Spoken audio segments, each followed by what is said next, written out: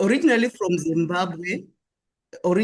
Zimbabwe, lived in France for a while before I moved to the US, right? And I am so familiar with some of the areas of, transition with visas, through, of course, work that I did and, partnered with Desiree.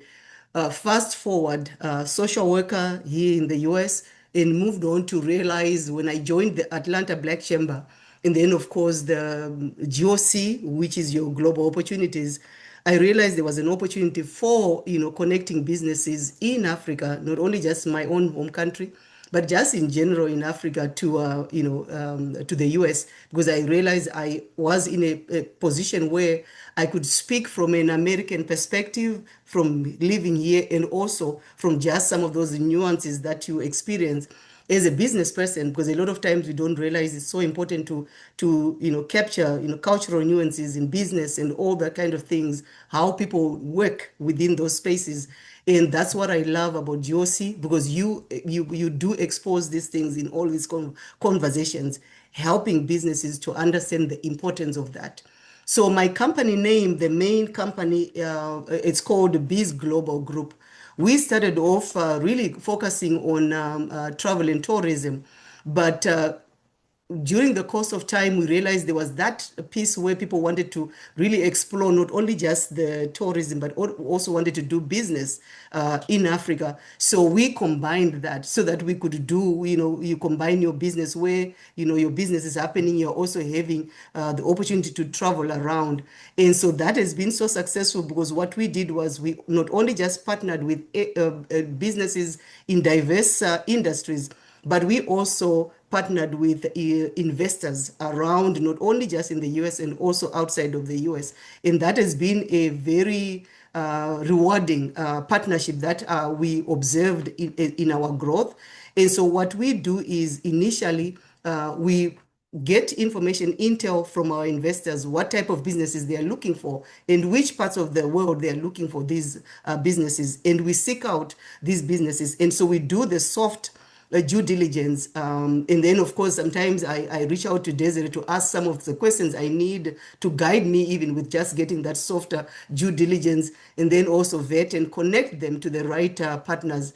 And one thing that I feel we are unique, I might be in my own world, we are unique in that way we walk the whole path from start to end with the client, right? So even after we've connected you to your investors or business partners, we still are present, giving you that support that's needed, right? And that's where that cultural piece comes in, right? Sometimes there's so much that's lost in just a simple conversation. So we are there to guide you right to the end of where you get your contract signed. And of course, we get paid at the end of the day because that's the exciting part. And then, of course, I'll speak briefly about the other branch of Biz Global that we realized through, we wanted to separate mining from any other industry because mining is a whole different, I don't know, just a layout of even regulations for different countries. So out of a lot of conversations of people who were interested in going into mining, we realized we needed to just make sure that we understood that space in a very good, in very intense and strategic to what we're trying to do. So we formed a company now. It's called Ngwena Johnson and Associates. So NJA. So that just does the mineral aspect of it. And I just also want to share that I just recently received an amazing mandate for an island country on the African continent to provide, vendors and contractors to do some infrastructural work in that particular country. And they are not, doing any government bidding, but it's such an honor to have that kind of partnership. And this came from one of our the investor partners. So I'm going to put my information in the chat. So reach out. I'm looking for so many different contractors and vendors in many different industries, from mining, building, construction, blue energy, whatever. And I can share that in detail with you. Thank you so much. Thank you, Barbara. Wow, congrats, and we wish you all the best in your endeavors. For those who are just joining, we are talking to Desiree Gustafson. I'm sorry, and she's an attorney, and so she's helping us to understand legal readiness and how do we prepare ourselves from a legal perspective. So we've already addressed a number of issues around legal readiness and around immigration, around intellectual property, and we talked about copywriting and just sort of how do you get ready for to export that idea or that product that you've always been working on and packaging. So on the subject, I want to go back to the conversation, Desiree, on the subject of that workforce development piece. What is it that businesses, because they're an employee, if they're an employer rather, what is it that they should know before sponsoring an employee? Because we were talking a little bit about that earlier. What should they be thinking about? So, you have whether it's a relative or somebody on the continent, in the Caribbean or wherever, and you're thinking, oh, it might be a good idea to sponsor this individual to come into the US to actually work with me or work for me. What is it that they need to know before they do that? Well, first and foremost, we need to exercise patience. Um, as we've kind of joked that the government doesn't move fast, and it's gotten only worse in the immigration space. So, this is where planning comes into play. Um, Obviously, there are a lot of different types of visas, employment visas.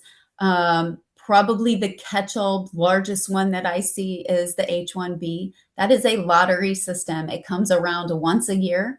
It's usually early spring. You have to enter the lottery, and then if your person does not get picked, then you need a backup plan. So I would say planning for the future. If you have an immediate need, you're probably going to have to try to find a way to solve that immediate need locally first, because more than likely you're going to have a lead time that your business is not going to be able to sustain. If you're looking to hire somebody. But if you are looking long term for a long term solution, having an immigrant come in from abroad that has that specialized knowledge to be able to move you forward can be a great alternative. Know that it's going to be very heavily compliant. So there's a lot of paperwork that has to be done. We need paperwork from transcripts and proving that person's specialized ability. Then we've got to move to the company and we've got to have job descriptions and show how that person meets the demand that you are needing. But then also you're going to have a submission to the DOL, the Department of Labor, to prove that that person needs to come in. You have to have an employment survey to kind of post that job, if you will, for a period of time. And all of these steps take time. And then at the end, you've got the consular waiting for that person to get their visa interview and then get the visa to be able to come. So all of it takes a lot of patience, and it's a lot of timelines and a lot of paperwork. And you're talking about multiple different agencies. So you're talking about the Department of Labor, the Department of Homeland Security, USCIS, and then at the end, Department of State and CBP when they come in. And none of those work well necessarily together. And so it all takes so much time. So you want to be planning and forecasting your business if that is something you feel like, okay, we are not able to hire for this particular job here, and we really need a specialized person to come in, and we need to invite them in to employ them for a longer period of time. And if for those who are saying, well, why don't we just have my colleague visit me on a visitor's visa and then we'll try to transfer it into a work thing? What do you say to those folks? Yeah, I would say don't do that.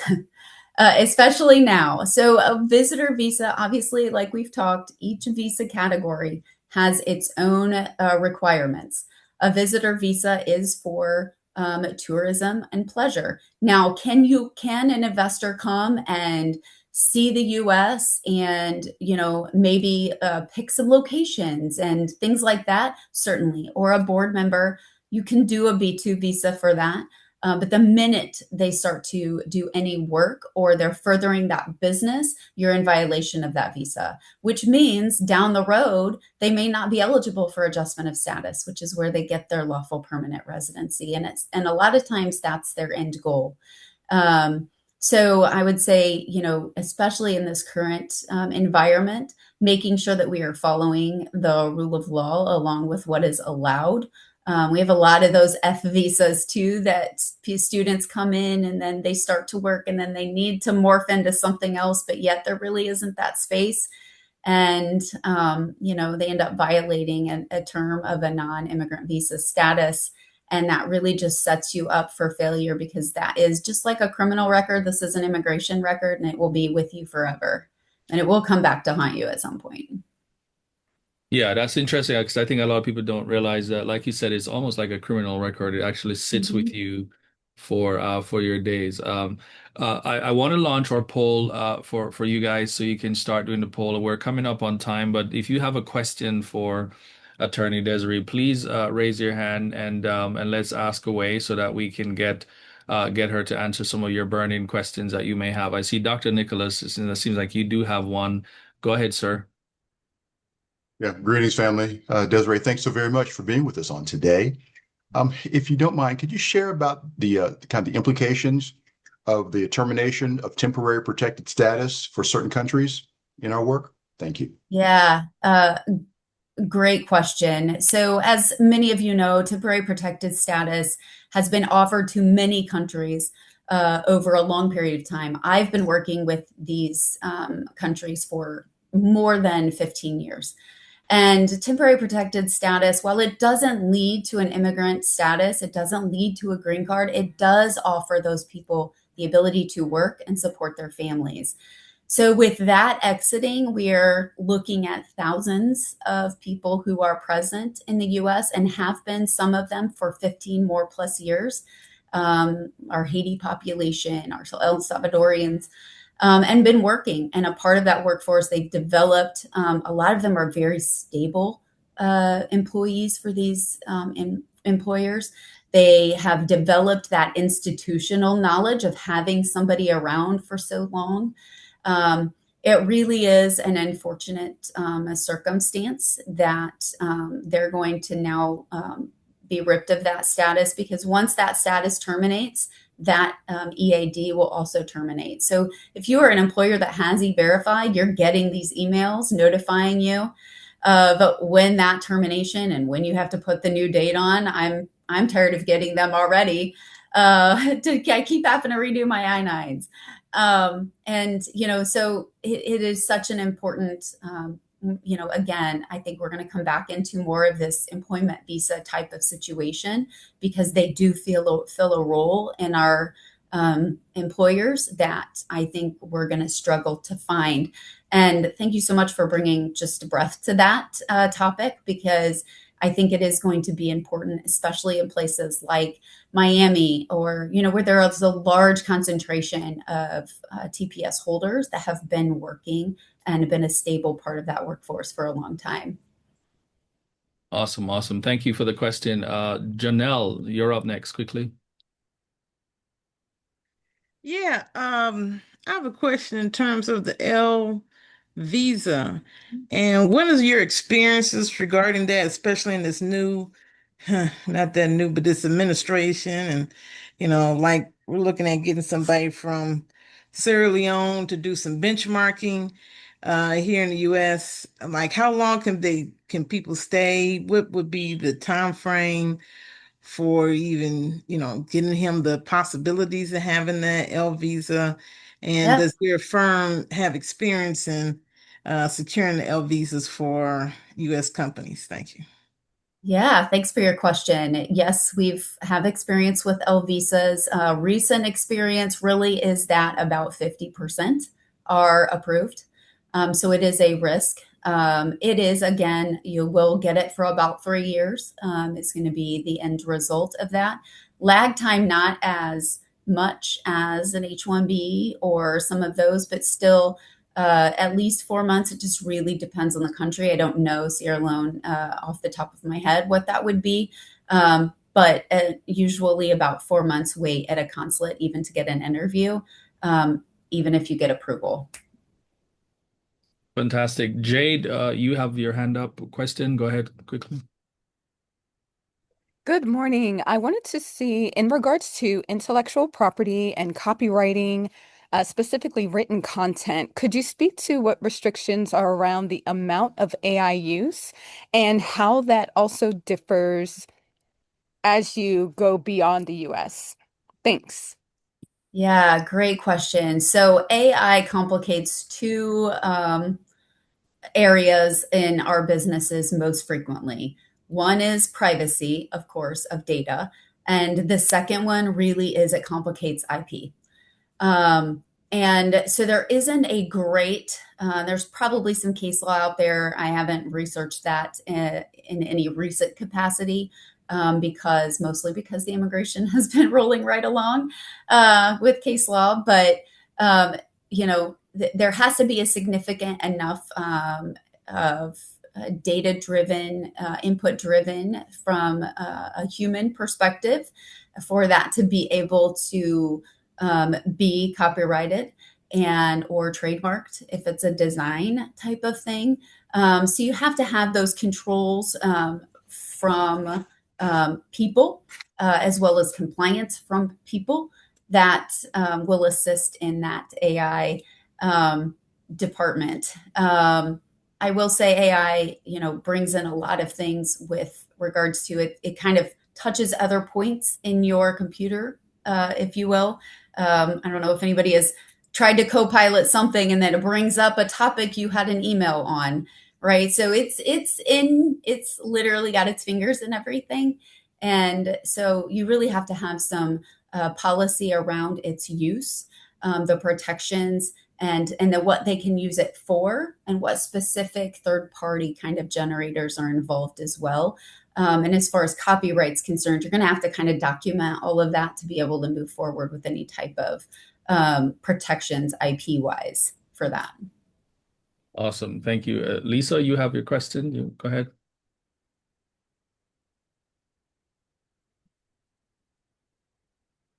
Sorry about that. Good morning. Thank you so Morning. much for allowing me on the call. I'm listening to your information about workers, international workers.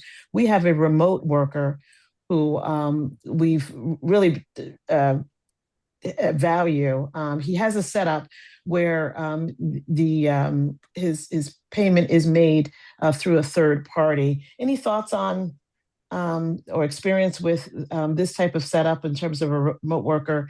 It's our first time doing this. He's fantastic. So, but I want to make sure that we are legally doing everything correct.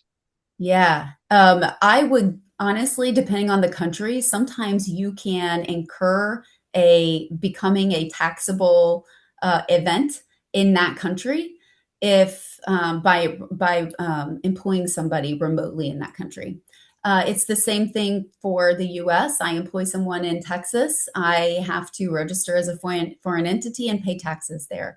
So I would recommend getting local counsel assessment on that in that country, because just to make sure you're set up appropriately and that it doesn't create a taxable issue at the end of a year for that country, that then you're hit with something you weren't foreseeing in employing him. More than likely, it's going to be okay on the end of things, but you're going to want to make sure to do some due diligence up front just to make sure that it doesn't get any further in that before you make sure tax-wise you're okay. Thank you so much. Thank you. That's right. Awesome. Well, that was great. Thank you for the questions, folks. We appreciate it. We've literally come up on the hour, and I've got maybe one final or so question for you, Desiree. Do you have any resources that you can recommend for the businesses here that's on the call who want to become more legally prepared so that they can kind of have that in their arsenal today? Yeah, absolutely. So we do have a business checklist. Obviously, there are a lot of things up front as far as setting up a business that we provide to businesses that are just getting started. Because a lot of times you need to walk through things rather slowly, and you do it one step at a time as you feel comfortable. Most of us who have started a business, Barbara included, we started off small and we were working full time at the same time. And so a lot of people don't have that upfront to employ an attorney until they get some things moving. So we do have a checklist I'm happy to share, and I will send that to you guys after our call, and that you can, of course, disperse to everybody who is here, your listserv or whatever, that kind of walks through, here are the steps. And sometimes when you just are able to check some things off, I'm a check off the list person, it just makes it more manageable, one foot forward, in establishing that compliant, ready foundation. Yeah, and then finally, if someone is actually who is listening realizes that they're really not ready, they're not prepared, what are the first three things you think you'd recommend they should do within the next 30 days? I note that the poll, so we're at 38% on the poll. I typically like to reveal it at 50, but I've seen where the responders so far, there are a number of folks who are interested in hiring international talent or expanding their workforce globally. And there are a lot of folks who essentially struggle with contracts. And so for those kind of individuals, what do you say to them that here are the top three things that you need to go work on over the next 30 days? Yeah, I would pull together your management first of all and see where your weaknesses lie.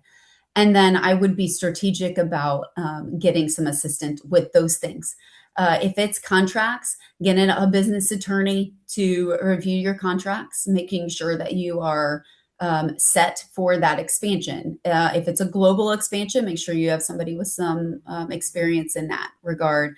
If you're looking to employ or possibly employ, you're struggling with workforce, and employing somebody from abroad is a topic for you. Certainly that is our wheelhouse, and we would be happy to sit down and kind of walk through whether or not that makes sense for you, because it is going to be a very employee and job specific determination. So I think having that conversation of where my weaknesses lie and then reach out and get some specialized help. That's what they're here for. You're going to be a specialized business at some point that people are going to be, contacting you for. We all have to employ that of others as well.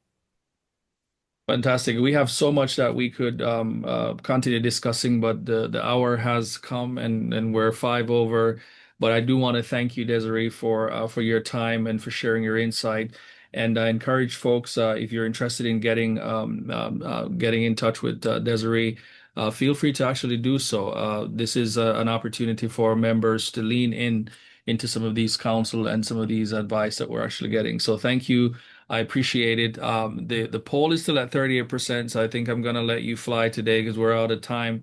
But many of you are actually saying that these are some challenges that you're dealing with, and you really want to know how to really treat with them. So hopefully this was helpful to all of you. We have to go, but thank you so much, Desiree. Thank you, Barbara. Thank you all for your questions, and I hope you all enjoyed the information that we shared today.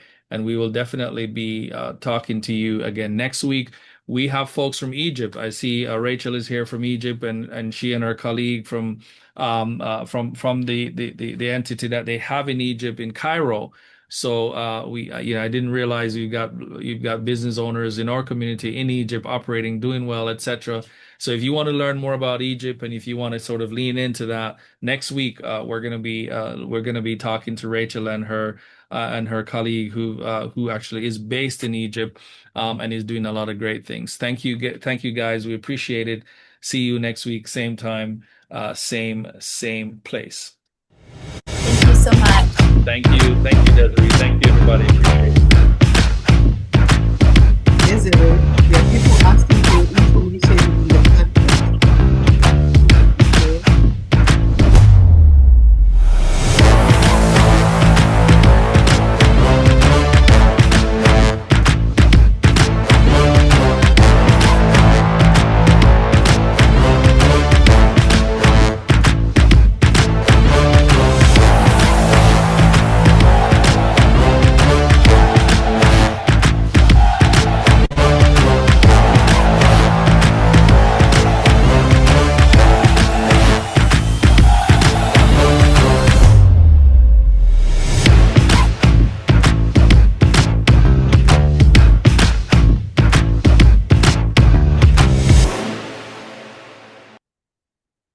Awesome. Awesome. Well, thank you guys. Have a good day. We appreciate it. Thank you, everybody. Thank you so much.